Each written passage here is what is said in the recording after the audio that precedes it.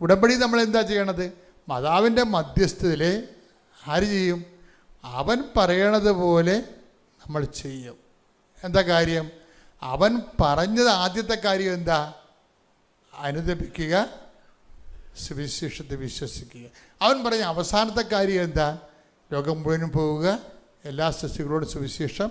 ഇപ്പം വിശ്വസിച്ച സുവിശേഷം കൈമാറുന്നത്. ഇതാണ് ഉടമ്പടി ആസ്തി എന്ന് പറയുന്നത്. ഇത് സഭയുടെ പുതിയ പഠനങ്ങൾ വന്നപ്പോൾ ഉടമ്പടി ശരിക്കും ജ്വലിച്ചെന്ന് പറയാം.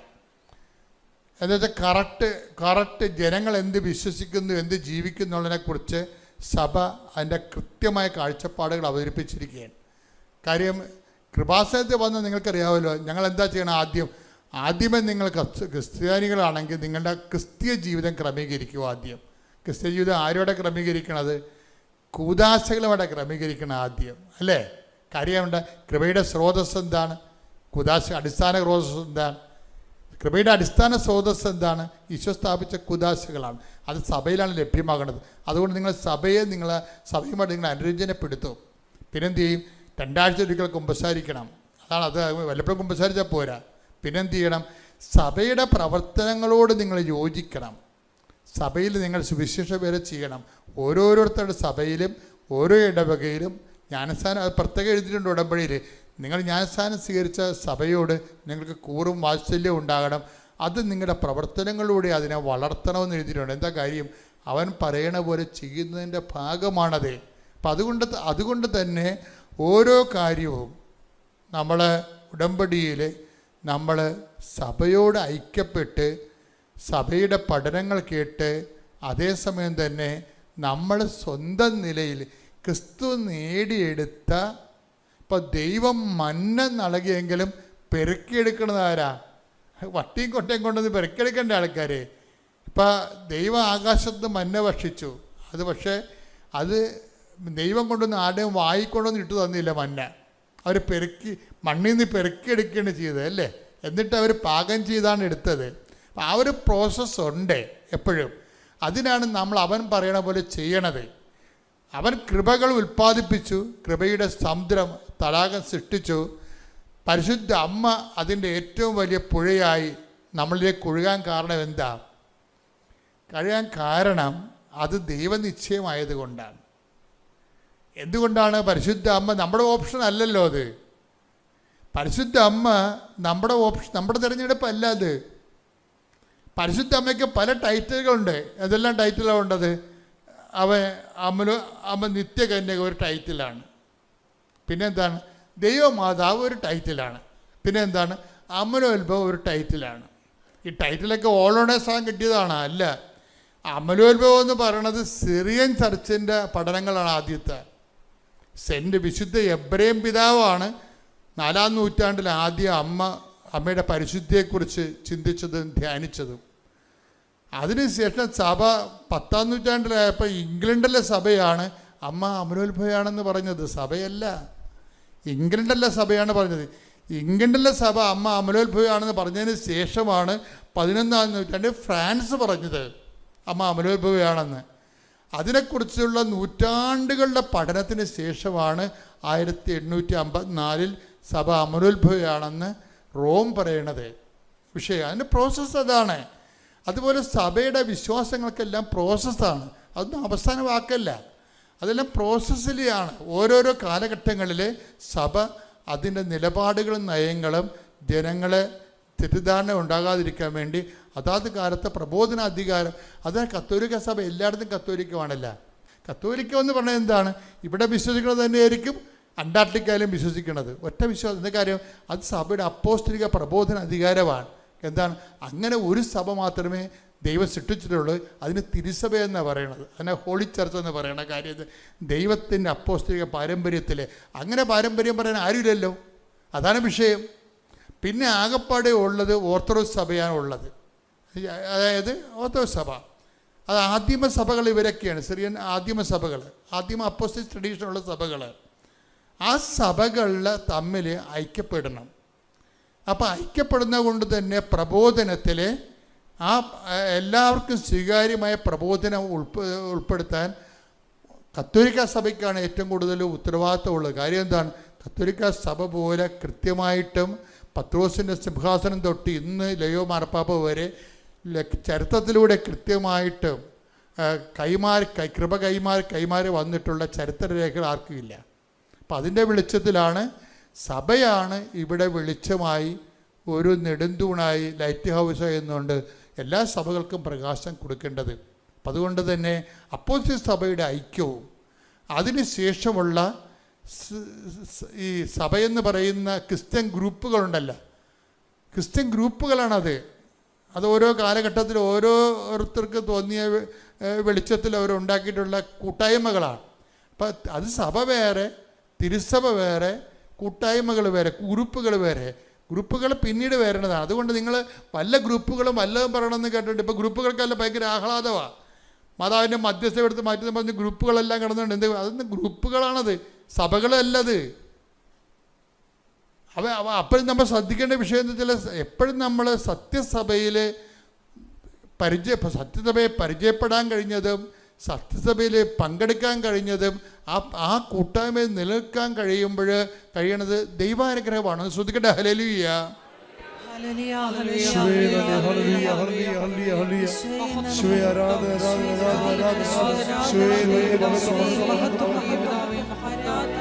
ശ്രദ്ധിക്കട്ടെ. ഹല്ലേലൂയ.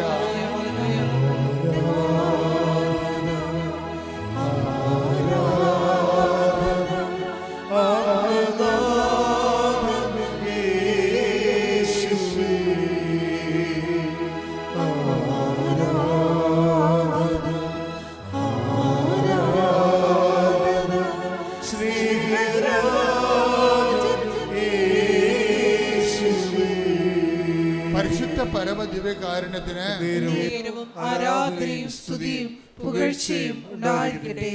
എപ്പോഴും എന്തുകൊണ്ടാണ് ഞാൻ പറഞ്ഞത്, അതായത് സഭയുടെ പുതിയ പ്രബോധനം എന്നല്ല, സഭ ചില ആൾക്കാർ വിശ്വസിച്ചിരുന്ന സുവിശേഷ വിഹിതമല്ലാത്ത കാര്യങ്ങൾക്ക് കറക്ഷനാണ് നൽകിയിരിക്കണേ. ഇപ്പം ഒരു കറക്ഷൻ വന്നിരിക്കുകയാണ്. ഈ കറക്ഷൻ ശരിക്കും ഉടമ്പടിയെ ശരിക്കും സഹായിക്കുന്നുണ്ട്. എന്താ കാര്യം? ഉടമ്പടിയിൽ വരുമ്പോൾ എന്താണ്, ഉടമ്പടിയിൽ അവൻ പറയണത് പോലെ, ആരാണ്? ഈശോ പറയണ പോലെ നമ്മൾ ചെയ്ത് ജീവിച്ചുകൊള്ളാമെന്ന് മാതാവിൻ്റെ മധ്യസ്ഥത്തിലാണ്. ആ മധ്യസ്ഥം എന്ന് പറയുന്നത് എന്ത് മധ്യസ്ഥമാണ്? മീഡിയാട്രിക്സ് അല്ലത്, ഇൻട്രസസറി മീഡിയേഷനാണ്. എന്താണ്? പ്രാർത്ഥനാ മധ്യസ്ഥമാണ്. മാതാവിൻ്റെ സാന്നിധ്യ മധ്യസ്ഥമാണ്. ആ സാന്നിധ്യ മധ്യസ്ഥമാണ് നമ്മളെ കൊണ്ട്. ഇപ്പോൾ നമ്മൾ കാനായിലെ കല്യാണത്തിൽ എന്താ ഉള്ളത്? പ്രാർത്ഥനാ മധ്യസ്ഥവും സാന്നിധ്യ മധ്യസ്ഥവുമാണ്. അപ്പോൾ സാന്നിധ്യ മധ്യസ്ഥത്തിലാണ് അവർക്ക് വീഞ്ഞില്ലെന്ന് അമ്മ പറയണത്. അപ്പോൾ ഈശോ എന്താ പറയണത്? എനിക്ക് നിനക്ക് എന്ത്, എൻ്റെ സമയം ഇനിയും സമാഗതമാണ്. പാകാത്ത സമയമാക്കിയെടുക്കുന്നതിനും അമ്മയുടെ മധ്യസ്ഥമാണ് സഹായിക്കുന്നത്. ആ മധ്യസ്ഥമാണ് ഉടമ്പടി വർക്കൗട്ട് ചെയ്യണത്. ഉടമ്പടി വർക്കൗട്ട് ചെയ്യുമ്പോൾ എന്ത് ചെയ്യും? ഉടമ്പടിയിൽ സാന്നിധ്യം മധ്യസ്ഥം ഉള്ളത് കൊണ്ടാണ് യേശുവിൻ്റെ ഇപ്പോൾ കാനായിലെ കല്യാണത്തിൽ ആ കുടുംബം അനുഭവിക്കുന്ന ഒരു ഇല്ലായ്മ മൂലം ഉണ്ടാകുന്ന അപമാനത്തിനെ വിവേചിച്ച് മനസ്സിലാക്കിയിട്ട് അത് എത്തേണ്ട സ്ഥലത്ത് കൃത്യമായിട്ട് എത്തിക്കണമല്ല, എത്തിക്കാനും അത് നടപടി സ്വീകരിക്കാനും അമ്മയ്ക്ക് അർഹതയുണ്ട്, അധികാരമുണ്ട്. ആ അമ്മയുടെ അധികാരത്തെയാണ്, ക്രിസ്തുവിലുള്ള അമ്മയുടെ മാധ്യസ്ഥ സ്വാധീനത്തെയാണ് ഉടമ്പടി ഏറ്റു പറയണത്. എന്താ കാര്യം? അവൻ പറയണത് പോലെ ചെയ്യാൻ. അപ്പം നിങ്ങൾ ഒരു കാര്യം ജീവിതത്തിൽ പ്രതിസന്ധി വന്നിട്ട് മുന്നോട്ട് പോകാൻ പറ്റുന്നില്ലെങ്കിൽ സുവിശേഷ വിഹിതമായി ജീവിതം ക്രമീകരിച്ചാൽ മാതാവ് നിങ്ങൾക്ക് വേണ്ടി മധ്യസ്ഥം വഹിക്കുമെന്നാണ് ഉടമ്പടി പ്രഖ്യാപിക്കുന്നത്. കൈയടിച്ച് ശ്രദ്ധിക്കട്ടെ. ഹല്ലേലൂയ.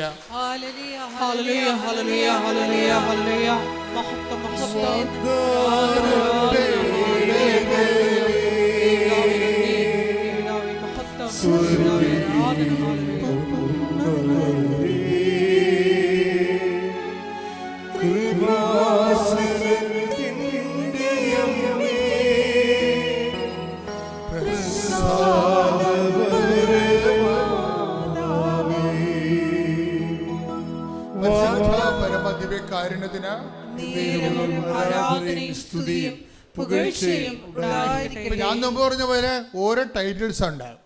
അമലോത്ഭവ മാതാവ്, നിത്യകന്യക, ദേവമാതാവ്, ടൈറ്റിൽസാണ്. ഇനി മാതാവിൻ്റെ പക്ക ഏറ്റവും ക്യാപിറ്റൽ ടൈറ്റിൽ എന്താ? ആ ക്യാപിറ്റൽ ടൈറ്റിൽ പുതുതായിട്ട് ഉണ്ടാക്കാനൊന്നും പറ്റത്തില്ല. അത് ഓൾറെഡി ബൈബിൾ ഇൻബിൽറ്റാണ് ക്യാപിറ്റൽ ടൈറ്റിൽ. എന്താണത്? The mother of Jesus. കൈയടിക്കട്ടെ, ശ്രദ്ധിക്കട്ടെ. ഹല്ലേലൂയ.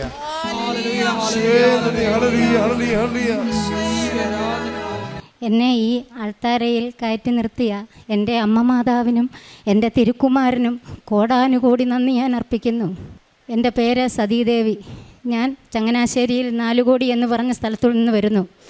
ഞാൻ 18/7/2024 ഉടമ്പടി എടുത്തതിൻ്റെ ആവശ്യം എന്ന് പറഞ്ഞാൽ എൻ്റെ വീടിൻ്റെ ജപ്തിയാണ്.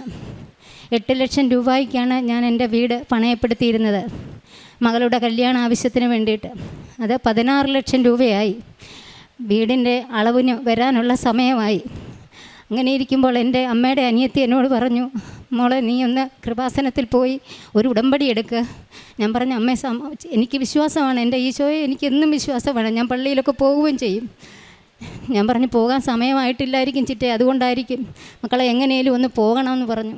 ഞാൻ എൻ്റെ ഒരു കൂട്ടുകാരിയെ ഞാൻ ഒന്ന് വിളിച്ചിട്ട് ഞാൻ ചോദിച്ചു, ഈ കൃപാസനത്തിൽ പോകുന്നത് എങ്ങനെയാണ്, എൻ്റെ കൂടെ ഒന്ന് വരാമോ? ഉടനെ പറഞ്ഞിടി, ഞാൻ 18-ാം തീയതി പോകുന്നുണ്ട്, നീ എൻ്റെ കൂടെ വന്നാൽ ഞാൻ നിന്നെ കൊണ്ടുപോകാമെന്ന് പറഞ്ഞു. ഞാൻ അവിടുന്ന് എൻ്റെ വീടിൻ്റെ അവിടുന്ന് എൻ്റെ ഓട്ടോ വിളിച്ച് അവളെയും കൂടെ ചെന്ന് കണ്ട് അവളും ഞാനുമായിട്ട് വന്നു. അവിടെ ആദ്യത്തെ പുതുക്കലായിരുന്നു. ഞാൻ കയറി ഇവിടെ വന്നു, ഉടമ്പടി എടുത്തു, മാതാവിനെ കണ്ട് പ്രാർത്ഥിച്ച് കാര്യങ്ങളെല്ലാം പറഞ്ഞു. ഞാൻ തിരിച്ചു പോയപ്പോൾ അവൾ എന്നോട് പറഞ്ഞു, നീ ഇന്ന് തന്നെ ബാങ്കിൽ പോയി ഒപ്പിടണം, സാറിനെ കയറി കാണണമെന്ന് പറഞ്ഞു. ഞാൻ അന്ന് തന്നെ പോകുന്ന വഴിക്ക് തന്നെ ഞാൻ കയറി സാറിനെ കയറി കണ്ടു. എനിക്ക് പേടിയായിരുന്നു ആദ്യം. ഞാൻ കാര്യം കാണാത്തിടത്ത് അമ്മമാതാവിനെ മനസ്സിൽ വിചാരിച്ച് വിശ്വാസ പ്രമാണമൊന്നും ഞാൻ പഠിച്ചിട്ടില്ല. എന്നാലും ഞാൻ മനസ്സിൽ പ്രാർത്ഥിച്ച് ഈശോയും പ്രാർത്ഥിച്ച് ഞാൻ ഉപ്പിട്ട് ഞാൻ അവിടെ ചെന്നപ്പം സാറ് എന്നോട് ചോദിച്ചു, വല്ല പൈസയും കൊണ്ടുവന്നിട്ടുണ്ടോ? ഞാൻ പറഞ്ഞു, ഒന്നും ഞാൻ കൊണ്ടുവന്നിട്ടില്ല, സാറ് റിട്ടയർ ആകുക, ഞാൻ സാറിനെ ഒന്ന് കാണാൻ വേണ്ടി വന്നതാണ്, അത്രയേ ഉള്ളൂ. സാർ എനിക്ക് തന്ന ഉപകാരം എനിക്ക് മറക്കാൻ പറ്റില്ല, അതിനുവേണ്ടി മാത്രം ഞാൻ വന്നതാണെന്ന് പറഞ്ഞു. അന്നേരം പറഞ്ഞു, പൈസയില്ലാതെ എങ്ങനെയാണ്, അപ്പം നടപടി സ്വീകരിക്കാൻ പോവുകയെന്ന് പറഞ്ഞു. അന്നേരം ഞാൻ പറഞ്ഞു, സാറേ എനിക്ക് കുറച്ചുകൂടെ ഒന്ന് അവധിതാ, ഞാൻ കുറേശ്ശെ എങ്ങനെ അടച്ചോളാമെന്ന് പറഞ്ഞു. ഇത്രയും പറഞ്ഞു കഴിഞ്ഞ ഉടനെ തന്നെ എന്നോട് പറഞ്ഞു, ഞാൻ പോകുക, ഞാൻ അടുത്ത സെക്രട്ടറിയോടൊന്ന് പറയട്ടെന്ന് പറഞ്ഞു. പുള്ളി അവിടെ നിന്ന് എഴുന്നേറ്റ് പോയി അടുത്ത സെക്രട്ടറിയെ ചെന്ന് കണ്ടു, കാര്യം പറഞ്ഞിട്ട് തിരിച്ചു വന്നിരുന്നപ്പം ഞാൻ ചോദിച്ചു, സാറേ ഞാൻ ചെന്ന് കാര്യം പറയണോ? സതി ഒന്നും പറയണ്ട, ഞാനെല്ലാം പറഞ്ഞിട്ടുണ്ട്, എങ്ങനെയും കുറേശ്ശെ അടച്ചു തീർക്കാൻ പറഞ്ഞു. ഞാൻ പറഞ്ഞു, ശരി സാറേ എന്ന് പറഞ്ഞു. ഞാൻ തിരിച്ച് വീട്ടിൽ പോന്നു വീട്ടിൽ പോയി 2-3 ദിവസം കഴിഞ്ഞപ്പോഴത്തേക്കും ഞാൻ എല്ലാവരോടും അന്വേഷിക്കുന്നുണ്ട്. പിന്നെയും ഭയമുണ്ട്, പ്രാർത്ഥിക്കുന്നുണ്ട്, ഞാൻ നല്ലപോലെ അതിശക്തമായിട്ട് പ്രാർത്ഥിക്കുന്നുണ്ട്, അളക്കാൻ വരുമോ എന്ന്.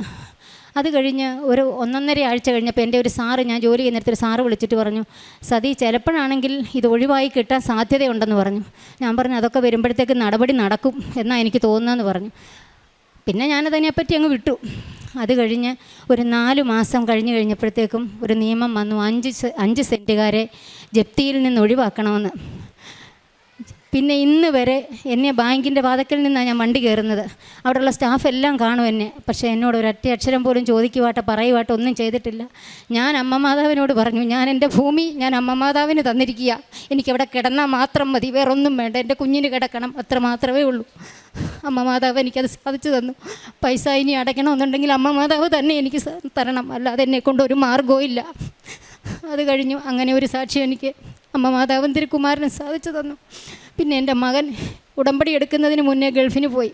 അവിടെ ചെന്ന് 5 മാസം കഴിഞ്ഞപ്പോൾ ലൈസൻസ് ഇല്ലാത്ത വണ്ടി അവനോട് ഓടിച്ചു എന്നും പറഞ്ഞ് അവനെ അവിടുന്ന് അവർ പിടിച്ചു വെച്ചു. അത് കഴിഞ്ഞ് എന്നെ വിളിച്ചിട്ട് പറഞ്ഞു, 1 ലക്ഷം രൂപ അടയ്ക്കുവാണെങ്കിൽ ഉടനെ കയറ്റി വിടാമെന്ന്. എൻ്റെ കയ്യിൽ 1 ലക്ഷം പോയിട്ട് 1 രൂപ എടുക്കാനില്ല. എന്നിട്ടും കുഞ്ഞിൻ്റെ അവസ്ഥ കണ്ടുകൊണ്ട് ഞാൻ പറഞ്ഞു, 50,000 എവിടുന്നേലും ഒപ്പിച്ച് കൊടുക്കാം അല്ലേ എന്ന് ഞാൻ വീട്ടിൽ ഭാര്യയോട് പറഞ്ഞു. അന്നേരം പറഞ്ഞു, അമ്മ എവിടുന്ന് കൊടുക്കാനാ? അത് കഴിഞ്ഞ് ഞാൻ ഇവനെ വിളിച്ചു, എന്നാ മോനെ, അമ്മ ഒന്നും കൊടുക്കുമൊന്നും വേണ്ട, എങ്ങനെയും അവരെന്നെ വിടുവായിരിക്കുമെന്ന് പറഞ്ഞു. പക്ഷേ ദിവസങ്ങൾ കടന്നു പോവുക. അവസാനം ഒരു ഫോൺ കോൾ വന്നു ഭാര്യയ്ക്ക്, 16-ാം തീയതി അറബി പോകുവാണ്, അതിന് മുന്നേ പൈസ അടച്ചില്ല എങ്കിൽ പിന്നെ ഞങ്ങളോട് പറഞ്ഞിട്ട് കാര്യമില്ലയെന്ന്.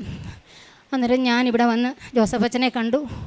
അച്ഛനെ എൻ്റെ കൈ വെച്ച് പ്രാർത്ഥിച്ചു. ഞാൻ ഇവിടുന്ന് ഇറങ്ങി. എന്നോട് പറഞ്ഞു, സാക്ഷ്യം വന്നു, മോനുമായിട്ട് വന്ന് സാക്ഷ്യം പറയണമെന്ന് പറഞ്ഞു.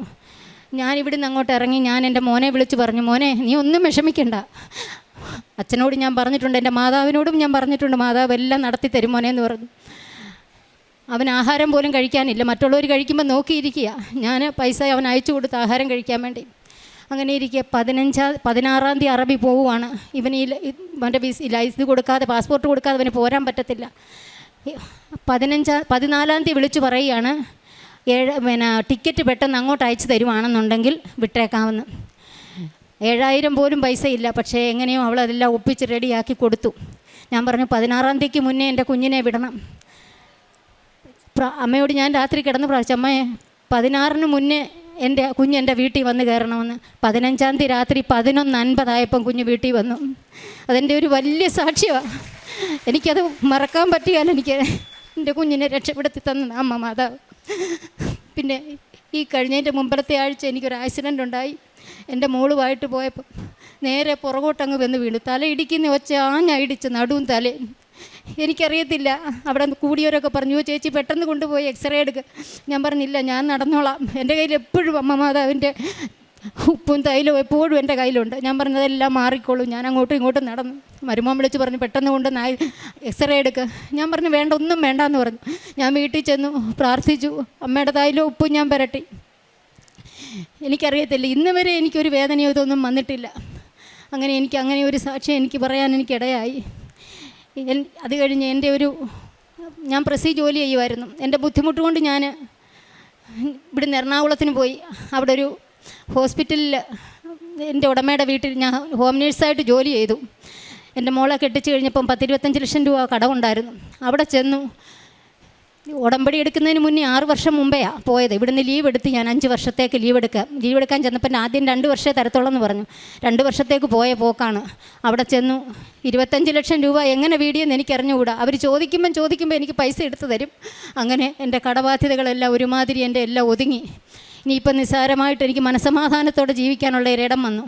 അത് കഴിഞ്ഞ് ഞാൻ ഇവിടുന്ന് വന്ന് തിരിച്ച് പ്രസി കയറണം. അന്നേരം അവിടുത്തെ ഇതെല്ലാം കഴിഞ്ഞു. 6 വർഷമായി. അന്നേരം 6 വർഷമായി ആ പ്രസിൽ എടുക്കുകയില്ല. അന്നേരം 5-ാമത്തെ വർഷം കഴിഞ്ഞു. 6-ാമത്തെ വർഷം തുടങ്ങി. ഞാനിവിടെ വന്ന് പ്രസി കയറാനായിട്ട് സെക്രട്ടറിയോട് എന്ന് പറഞ്ഞപ്പം പറഞ്ഞു, മാനേജരോട് പറയാൻ പറഞ്ഞു. മാനേജരോട് പറഞ്ഞ ഉടനെ മാനേജർ എന്നോട് പറയുകയാണ്, അതിനെന്നാ ചേച്ചി പോരാൻ പറഞ്ഞു. ഓണമായി. ഓണത്തിനൊരു കമ്മിറ്റിയുണ്ട്. ഇദ്ദേഹം എന്നോട് കമ്മിറ്റിയുടെ കാര്യം മിണ്ടിയില്ല. പെട്ടെന്ന് അമ്മ മാതാവ് എന്നോട് പറയുകയാണ്, കമ്മിറ്റിക്ക് അപേക്ഷ വെക്കണമെന്ന്. ഇങ്ങനെ എന്നോട് പറയുന്നില്ല കമ്മിറ്റിക്ക് അപേക്ഷ വെക്കണമെന്ന്. ഈ കമ്മിറ്റിക്ക് കൂടെ അപേക്ഷ വെച്ചില്ല എന്നുണ്ടെങ്കിൽ എനിക്കിവിടെ ജോലി ചെയ്യാൻ സാധിക്കുകയില്ല. ഞാൻ പെട്ടെന്ന് എന്ന് ചോദിച്ചു, സാറേ കമ്മിറ്റിക്ക് അപേക്ഷ വെക്കാതെ ഞാനിങ്ങനെ ഇവിടെ ജോലിക്ക് കയറുന്നത്? ശരിയാ ചേച്ചി, ഒരു കമ്മിറ്റിക്ക് ഒരു അപേക്ഷ വെച്ചേക്കാൻ. അങ്ങനെ ഞാൻ കമ്മിറ്റിക്ക് അപേക്ഷ വെച്ചു. അപേക്ഷയെല്ലാം വെച്ച് അപേക്ഷ പാസ്സായി. ഞാൻ സെപ്റ്റംബർ 1-ാം തീയതി ജോലിക്ക് കയറുവാണ്. അങ്ങോട്ട് കയറിയപ്പോഴേ ഒരാൾ എന്നോട് ചോദിച്ചു, ചേച്ചി ജോലിയെല്ലാം മറന്നു പോയില്ലേ, ഇതൊക്കെ ഇനി അന്നേരം എല്ലാവർക്കും എന്നോട് വിരോധക്കാരായി. അവിടെ 6 വർഷമായി എന്ന് എല്ലാവരും അറിഞ്ഞു കഴിഞ്ഞു. അന്നേരം എങ്ങനെ ചേച്ചി ജോലി ചെയ്യും, അറിയാൻ മേലാതെ എങ്ങനെ ജോലി ചെയ്യുമെന്ന് ചോദിച്ചു. ഞാൻ പറഞ്ഞു, അതൊന്നും സാരമില്ല, എല്ലാം എൻ്റെ കൂടെ ആളുണ്ട്, അതൊക്കെ എനിക്ക് പറഞ്ഞു തന്നോളും, ഞാൻ അങ്ങനെ ചെയ്തോളാമെന്ന് പറഞ്ഞു. എനിക്കറിയത്തില്ല. ഞാൻ അവിടെ ചെന്ന് നിന്നിട്ട് എനിക്ക് 25 വർഷം ഞാൻ ജോലി ചെയ്തിട്ട് പോയതാ. ഇപ്പോൾ അതിലും നല്ല ചുറുചുറുക്കോടെ നല്ല ഇതായിട്ടാണ് എനിക്കെല്ലാം ഓർമ്മ. എനിക്കിങ്ങനെ ഓരോന്ന് പറഞ്ഞു തന്നാൽ എന്നെ ചെയ്യിപ്പിക്കുന്നതെല്ലാം അവർക്ക് തന്നെ അതിശയം. പണ്ടൊക്കെ ഞാൻ 10 ബുക്ക് തയ്ക്കുന്നിടത്ത് ഇപ്പം ഞാൻ 40 ബുക്ക് തയ്ക്കും. ബൈൻഡിങ് സെഷനാണ്. കമ്പോസിങ് ആയിരുന്നു. കമ്പോസിങ് പോയി കഴിഞ്ഞ് ബൈൻഡിങ് സെഷനാണ്. ഞാൻ 10 ബുക്ക് തയ്ക്കേണ്ടടുത്ത് ഇപ്പോൾ എത്രയോ ബുക്ക് ഞാൻ തയ്ച്ച് തീരുകയാണ്. എല്ലാം അമ്മ മാതാവ് എൻ്റെ കൂടെ നിന്നാണ് എന്നെ എല്ലാം ചെയ്യിപ്പിക്കുന്നത്. അങ്ങനെ എനിക്കൊരു വലിയ അനുഗ്രഹം തന്ന് എനിക്ക് അമ്മ മാതാവ് സഹായിച്ചു. ഇപ്പോൾ എനിക്ക് സമാധാനത്തോടെ എൻ്റെ കുഞ്ഞുങ്ങളുടെ കൂടെ ഞാനിവിടെ ജീവിക്കുകയാണ്. പിന്നെ കാരുണ്യ പ്രവർത്തികളെന്ന് പറഞ്ഞു കഴിഞ്ഞാൽ ഞങ്ങളുടെ അടുത്തൊരു അനാഥാലയമുണ്ട്. അവിടെ പോകും ഞാൻ. അവർക്ക് ഫുഡിന് വേണ്ട പൈസകളെല്ലാം കൊടുക്കും. പിന്നെ ആശുപത്രിയിൽ പോയി ഞാൻ പൊതിച്ചോറ് കെട്ടിക്കൊണ്ട് കൊടുക്കും. എല്ലാവരോടും എനിക്ക് നടന്ന സംഭവങ്ങളെല്ലാം, എനിക്ക് നടന്ന അനുഭവങ്ങളെല്ലാം ഞാൻ അവരോട് പറഞ്ഞ് മനസ്സിലാക്കും. ഞാൻ എല്ലാവരോടും പറയും, പോയി ഒന്നും വിഷമിക്കേണ്ട, പോയി ഉടമ്പടി എടുത്താൽ മതി, അമ്മ മാതാവ് എല്ലാം നടത്തിത്തരും. എത്ര കാര്യങ്ങൾ, ഏതെല്ലാം കാര്യങ്ങളാണേലും അമ്മ മാതാവിൻ്റെ കീഴിലാണ് എല്ലാ കാര്യങ്ങളും നടക്കുന്നത്. അങ്ങനെ എല്ലാവിടും ഞാൻ പോയി പത്രങ്ങൾ സ്റ്റാൻഡുകളിലെല്ലാം, എറണാകുളം സ്റ്റാൻഡുകളിൽ കൊണ്ട് കൊടുക്കും, ചങ്ങനാശ്ശേരി സ്റ്റാൻഡിലെല്ലാം ഞാൻ കൊണ്ട് കൊടുക്കും. എനിക്കറിയുന്നവർക്കും അറിയാത്തവർക്കും എല്ലാം ഞാൻ കൊണ്ട് കൊടുത്ത് പ്രേക്ഷിത പ്രവർത്തനങ്ങൾ ഞാൻ ചെയ്യും. എന്നും ഞാൻ രാവിലെയും വൈകിട്ടും ബൈബിള് വായിക്കും, ജപമാല ജപിക്കും. അച്ഛൻ്റെ ധ്യാനം ഞാൻ ഈയിടെ കൂടാനായിട്ട് ചൊവ്വാഴ്ച ദിവസമാണെന്നും പറഞ്ഞ് ഞാൻ ചൊവ്വാഴ്ച ദിവസം ഇവിടെ വന്ന് 12 മണി വരെ ഇരുന്നു. അച്ഛൻ അങ്ങ് കയറിപ്പോയി. ഞാൻ ചോദിച്ചു, ഇന്ന് ധ്യാനമില്ലേ എന്ന് ചോദിച്ചപ്പോൾ ഇല്ല, ഞായറാഴ്ചയാണെന്ന് പറഞ്ഞു. ഇന്ന് ഞാൻ രാവിലെ അവിടെ നിന്ന് ഇറങ്ങിയപ്പം എനിക്ക് ബസ്സില്ല, മോൻ്റെ ബൈക്കിലാണ് വന്നത്. ഭയങ്കര മഴ. അവിടെ നിന്നു കുറച്ച് നേരം വണ്ടി കിട്ടുന്നില്ല. അങ്ങനെ നോക്കിയപ്പോൾ ഈ വാതക്കെ വന്നിറങ്ങാവുന്ന ഒരു വണ്ടി 7 മണി 6:30 ആയപ്പം കിട്ടി.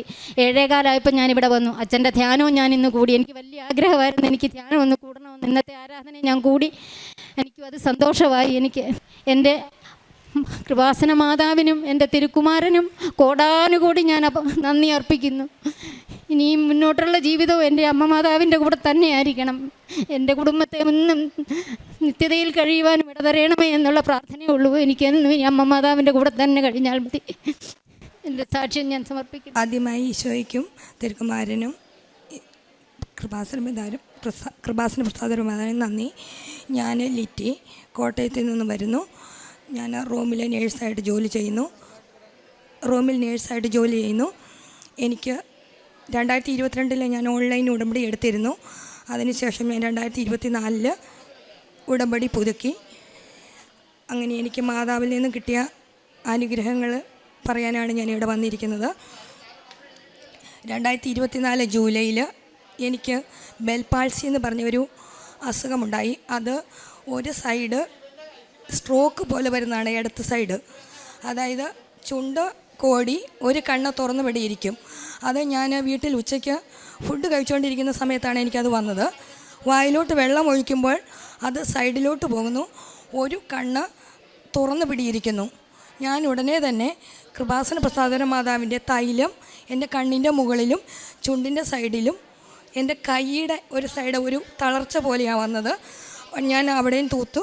ഞാൻ ഉടനെ മാതാവിൻ്റെ മുത്തുകുത്തി മാതാവിൻ്റെ പ്രത്യക്ഷീകരണ പ്രാർത്ഥന ഞാൻ ചൊല്ലി. ഉടനെ തന്നെ ആംബുലൻസ് വിളിച്ച് ഞാൻ ഹോസ്പിറ്റലിൽ പോയി. അപ്പോൾ അവർ പറഞ്ഞു ഇതൊരു സ്ട്രോക്കാണ്, നമുക്ക് എത്രയും പെട്ടെന്ന് സ്കാൻ ചെയ്യാമെന്ന് പറഞ്ഞു. ഞാൻ മാതാവിൻ്റെ ഉടമ്പടി കാശുരൂപം മുറുക്കെ കയ്യിൽ പിടിച്ച് ഞാൻ സ്കാനിങ് റൂമിൽ ചെന്നു. സ്കാനിങ് കഴിഞ്ഞു. എന്നെ ഒരു 2 മണിക്കൂർ കഴിഞ്ഞ് ഡോക്ടർ വിസിറ്റിങ്ങിന് വന്നപ്പം പറഞ്ഞു ഇയാൾക്ക് വന്നതൊരു സ്ട്രോക്കാണ് ലെഫ്റ്റ് സൈഡ്. അതുകൊണ്ട് ഇയാൾ എങ്ങനെയാണ് ഇതൊന്ന് രക്ഷപ്പെട്ടെന്ന് മനസ്സിലാകുന്നില്ലല്ലോ. ഇപ്പോൾ തനിക്ക് ഒട്ടനെ തന്നെ എൻ്റെ വായുടെ കോടലും കണ്ണിൻ്റെ ഇതിലും ആ ഡോക്ടർ പോയി കഴിഞ്ഞതിന് ശേഷം വീട്ടിൽ നിന്ന് പോയപ്പോൾ തന്നെ കുറച്ച് കുറഞ്ഞായിരുന്നു. എന്നോട് പറഞ്ഞു മെഡിസിനൊന്നും വേണ്ട. അന്ന് രാത്രിയിൽ തന്നെ എന്നെ വീട്ടിലേക്ക് വിട്ടു. അതിനുശേഷം എനിക്ക് വീട്ടിൽ വന്നതിന് ശേഷം ഞാൻ വൈകുന്നേരം കുടുംബ പ്രാർത്ഥനയിൽ മുട്ടുകുത്തി. എൻ്റെ ഹസ്ബൻഡിന് അധികം വിശ്വാസമില്ലായിരുന്നു. കുടുംബ പ്രാർത്ഥനയോട് പുള്ളിക്ക് താല്പര്യമില്ല. ഞാൻ കുരിശ് വരയ്ക്കുമ്പോൾ പറയും നീ തന്നെ കുരിശ് വരച്ചാൽ മതി, നീ കൃപാസനത്തിൽ പോയി ഉടമ്പടി എടുത്താലേ എന്ന് പറയുമായിരുന്നു. പക്ഷേ അന്ന് മുതൽ എല്ലാ ദിവസവും രാവിലെ 5:30 ഞാൻ പ്രാർത്ഥിക്കാൻ നിൽക്കും. 5:30 എന്നല്ല, ചിലപ്പോൾ 4-ന് എഴുന്നേൽക്കും. കാരണം ജോലിക്ക് പോകുമ്പോഴത്തേന് 5:30 എഴുന്നേൽക്കണം. അതുകൊണ്ട് നേരത്തെ ഞാൻ കേൾക്കുമ്പോൾ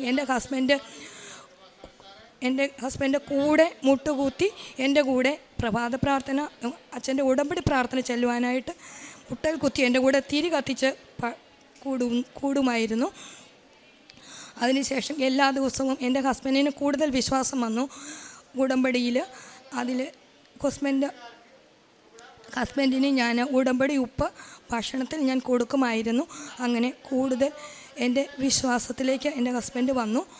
അതിനുശേഷം ഞാൻ 2024-25 ഞാനൊരു ചെക്കപ്പിന് കാരിത്താസ് ഹോസ്പിറ്റലിൽ പോയിരുന്നു. അപ്പോൾ അവിടെ ചെന്നപ്പോൾ ഞാൻ റോമിൽ നിന്ന് ഞാൻ വന്ന് ഉടനെ തന്നെ ഞാൻ അവിടെ പോന്നപ്പം പറഞ്ഞിരുന്ന നാട്ടിൽ വന്ന് ഉടമ്പടി പുതുക്കാമെന്നായിരുന്നു. പക്ഷേ ഞാൻ പുതുക്കാൻ വരുന്നതിന് മുന്നേ തന്നെ ഞാൻ കാരിത്താസ് ഹോസ്പിറ്റലിൽ നിന്ന് ചെക്കപ്പിന് പോയായിരുന്നു. ചെക്കപ്പ് ചെയ്യാൻ പോയപ്പോൾ എൻ്റെ റൈറ്റ് സൈഡ് വോക്കൽ കോഡിൽ ഒരു വലിയ സിസ്റ്റ് 8.6 mm വളർന്ന് നിൽക്കുക. അപ്പോൾ ENT ഡോക്ടർ എന്നോട് പറഞ്ഞു ഇത് നമുക്ക് വെച്ചുകൊണ്ടിരിക്കേണ്ട, എത്രയും പെട്ടെന്ന് നമുക്ക് ബയോപ്സി എടുക്കണം, ഇത് ശരിക്കും ക്യാൻസറാണ്, എനിക്ക് ഒന്നും പറയാനില്ല, നമുക്ക് എത്രയും പെട്ടെന്ന് ചെയ്യണമെന്ന് പറഞ്ഞു. ഞാൻ ഉടനെ തന്നെ ഉടമ്പടിയിലാണല്ലോ മാതാവൊന്നും വരുത്തത്തില്ല എന്ന് പറഞ്ഞ് ഉടനെ തന്നെ ഡോക്ടർ സ്കാനിങ്ങിന് വിട്ട് സാധാരണ സ്കാനിങ് ചെയ്താൽ ഉടനെ തന്നെ എല്ലാവർക്കും അന്നേരം അലർജി വരുന്നതാണ്. എനിക്ക് 10 മണിക്കൂർ കഴിഞ്ഞ് വീട്ടിൽ വന്നപ്പോഴാണ് അലർജി വരുന്നത്. പിറ്റേ ദിവസം ബയോപ്സി പറഞ്ഞിരുന്നതാണ്. ചെറുതായിട്ടൊരു ചൂടുകുരു പോലെ വന്നു. പിറ്റേ ദിവസം സർജറിക്ക് ചെയ്യാമെന്നുള്ള ഉദ്ദേശത്തിൽ കാരിത്താസിൽ ചെന്നപ്പോൾ ഡോക്ടർ പറഞ്ഞു, ഇത് അലർജിയുടെ ഇതുകൊണ്ട് നമുക്ക് ചെയ്യാൻ പറ്റത്തില്ല, ഒരു കാര്യം ചെയ്യുക, വീട്ടിൽ പൊക്കോ, അടുത്ത ആഴ്ച വാ. അപ്പോൾ ഞാൻ മനസ്സിൽ കൃപാസന പ്രസാദ മാധവനോട് പ്രാർത്ഥിച്ചു. ഞാൻ അവിടെ നിന്ന് വന്നപ്പോൾ ഉടമ്പടി പുതുക്കാമെന്ന് പറഞ്ഞിരുന്നാണല്ലോ, മാതാവിൻ്റെ അടുത്ത് വരാത്തതുകൊണ്ട് മാത്രമാണ് എനിക്കിങ്ങനെ വന്നത്. ഞാൻ ശനിയാഴ്ച ഇവിടെ വന്ന് ആ റിപ്പോർട്ടുമായിട്ട് ഇവിടെ വന്ന് ഉടമ്പടി പുതുക്കി ഞാൻ അച്ഛൻ്റെ ബ്ലെസ് വാങ്ങിച്ചു. അച്ഛൻ എനിക്കൊരു ചെറിയ കാശ് രൂപം തന്നിരുന്നു. തലയിൽ ബ്ലെസ് ചെയ്തിട്ട് അച്ഛൻ എന്നോടൊന്നും മിണ്ടിയില്ല. അപ്പോൾ ഞാൻ വിചാരിച്ചു എല്ലാവരോടും അച്ഛൻ പറയുമല്ലോ, സാക്ഷ്യം വന്ന് പറയണം. ഞാൻ ഒരുപാട് വിഷമിച്ചു. ആ സാരമില്ല, മാതാവ് കൈവിടത്തില്ല, ആ ഒരു ധൈര്യത്തിൽ ഞാൻ പോയി. പിറ്റേ ആഴ്ച ഞാൻ കാരിത്താസിൽ പോയി അഡ്മിറ്റായി. ആ ഡോക്ടർ തന്നെ ഈ റൈറ്റ് സൈഡിൽ ചെക്ക് ചെയ്തു. അപ്പം പറഞ്ഞു ലെഫ്റ്റ് സൈഡിലോട്ട്, ആദ്യത്തെ ഇതിൽ പറഞ്ഞായിരുന്നു ലെഫ്റ്റ് സൈഡിലോട്ട് ഒരു ചെറിയ നീർക്കെട്ടിൽ കാണുന്നുണ്ടെന്ന് പറഞ്ഞായിരുന്നു. അന്ന് പറഞ്ഞു പുള്ളിക്കാരി അത്ര ലെഫ്റ്റ് സൈഡ് വലിയ കുഴപ്പമില്ല, സാരമില്ല, നമുക്ക് എത്രയും പെട്ടെന്ന് ചെയ്യാം. ബയോപ്സി ചെയ്തു. ഞാൻ ബയോപ്സിക്ക് പോകാൻ നേരത്തെ അന്ന് മുതൽ നേരത്തെ ഞാൻ പ്രാർത്ഥന ഞാൻ ഒരിക്കലും മുടക്കിയിട്ടില്ല. മാതാവിൻ്റെ കാശ് രൂപ ഞാൻ എവിടെ ജോലിക്ക് പോകുമ്പോഴും എപ്പോഴും എൻ്റെ ബാഗിൽ അല്ലെ എൻ്റെ ഡ്യൂട്ടി ഡ്രസ്സിൻ്റെ കയ്യിലുണ്ട്. അങ്ങനെയാണ് ഞാൻ പോയിക്കൊണ്ടിരുന്നത്. അവസാനം ഡോക്ടർ ബയോപ്സി ചെയ്തു. ഡോക്ടർ ബയോപ്സി വലിയ ഹാപ്പി ആയിട്ടൊന്നുമില്ല ചെയ്തേ, നല്ല രീതിയിൽ റൈറ്റ് സൈഡിൽ പുള്ളി ബയോപ്സി ചെയ്തു. ഒരാഴ്ച കഴിഞ്ഞ് റിപ്പോർട്ട്, ഞാൻ അതിന് മുന്നേ അച്ഛൻ്റെ ബ്ലെസ്സിങ് വാങ്ങിച്ചായിരുന്നു. റിപ്പോർട്ട് വന്നു, ഒരു കുഴപ്പമില്ല, ക്യാൻസറുമില്ല, ഒന്നുമില്ല, നെഗറ്റീവാണ്. അത് ചെറിയ എന്തോ ഒരു കൂടുതലായിട്ട് എന്തോ ഇൻഫെക്ഷൻ്റെ ബ്ലഡ് ഇൻഫെക്ഷൻ ആയിട്ടുള്ളതാണ്. ഒരു കുഴപ്പമില്ല, ഒരു മരുന്നും വേണ്ട. എനിക്ക് ഉറപ്പായിട്ടും വിശ്വാസമുണ്ട് എൻ്റെ മാതാവ് എനിക്കത് മാറ്റി തന്നതാണ്. അതുകൊണ്ട് തന്നെ എൻ്റെ സൗണ്ട് ഇത് കുറഞ്ഞു വന്നുകൊണ്ടിരുന്നത്. ഇപ്പോഴും എനിക്ക് ബയോപ്സി ചെയ്തതിന് ശേഷം പണ്ടത്തേലും ഇത്തിരിയും കൂടെ ബെറ്ററായിട്ട് എൻ്റെ സൗണ്ട് ഉണ്ട് എന്ന് തന്നെയാണ് എന്നോട് പറഞ്ഞു. ഇപ്പോൾ സർജറി വേണ്ട, ഒന്നും വേണ്ട, നീ ചെക്കപ്പ് ഇടയ്ക്ക് ആണ്ടിൽ വർഷത്തിൽ വരുമ്പോൾ ചെയ്താൽ മാത്രം മതി എന്നാണ് എന്നോട് പറഞ്ഞിരുന്നത്. പിന്നെ ഞാൻ കാരുണ്യ പ്രവർത്തികൾ ഞാൻ ചെയ്യുന്നത്, പാവങ്ങൾ ഭക്ഷണം വീട്ടിൽ നിന്നുണ്ടാക്കി പാവപ്പെട്ട രോഗികൾക്ക് കൊണ്ടുപോയി കൊടുക്കുന്നുണ്ട്. പിന്നെ ഞാൻ ഡ്രസ്സ് പുതിയത് വാങ്ങിച്ച് ഇവിടെ ഓഫീസിൽ കൊടുത്തിട്ടുണ്ട്. പിന്നെ ഞാൻ കോട്ടയം മെഡിക്കൽ കോളേജിൽ ക്യാൻസർ വാർഡിൽ പോയി ഞാൻ പത്രം കൊടുക്കുന്നത് വീട്ടിൽ നിന്നും വിശ്വാസ പ്രമാണം ചൊല്ലി വെഞ്ചരിച്ച തൈലം തൂത്ത് എല്ലാവരോടും എൻ്റെ എല്ലാ കാര്യങ്ങളും പറഞ്ഞാണ് ഞാൻ കൊടുത്തുകൊണ്ടിരിക്കുന്നത്. പിന്നെ ലോക്കറ്റ് ഇവിടുന്ന് വാങ്ങിച്ചുകൊണ്ട് പോയായിരുന്നു. തീരെ വയ്യാതെ ട്യൂബിട്ട് വെള്ളം പോലും ഇറക്കാൻ മേലാത്ത അപ്പച്ചന്മാർ അരികിൽ മെഡിക്കൽ കോളേജ് സൈഡിൽ കീമോതെറാപ്പി കഴിഞ്ഞ് കിടക്കുന്നുണ്ട്. അവർക്ക് ഞാൻ തൈലം തൂത്ത് പ്രാർത്ഥിച്ച് ഒരു മാതാവിൻ്റെ കാശ് അവർ കൈ കൂപ്പി വണങ്ങിയാണ് വാങ്ങിക്കുന്നത്. കൃപാസന പത്രം ഞാൻ അവിടെ കൊണ്ടുപോയി എല്ലാവർക്കും കാര്യങ്ങൾ എനിക്ക് വന്ന അനുഭവം പറഞ്ഞാണ് കൊടുത്തുകൊണ്ടിരിക്കുന്നത്. പിന്നെ ഫുഡ് തീരെ പൈസ ഇല്ലാത്തവർക്ക് ഞാൻ വാങ്ങിച്ച് മെഡിക്കൽ കോളേജിൽ കൊടുത്തു. തീരെ വയ്യാതെ ഇരിക്കുന്നവർ എൻ്റെ അടുത്ത് വന്ന് കൈ നീട്ടി ഒരു മുന്നോട്ട് പോകാൻ ഒരു രക്ഷയില്ല മോളെ, എന്തെങ്കിലും പൈസ തരണം, അവർക്ക് ഞാൻ പൈസ കൊടുത്ത് ഞാൻ സഹായിച്ചിട്ടുണ്ട്. ഇതൊക്കെയാണ് ഞാൻ ചെയ്ത കാരുണ്യ പ്രവൃത്തികൾ. എനിക്ക് ഇത്രയും അനുഗ്രഹങ്ങൾ തന്ന കൃപാസന പ്രസാദപര മാതാവിനും ഈശോയ്ക്കും കോടാനുകോടി നന്ദി.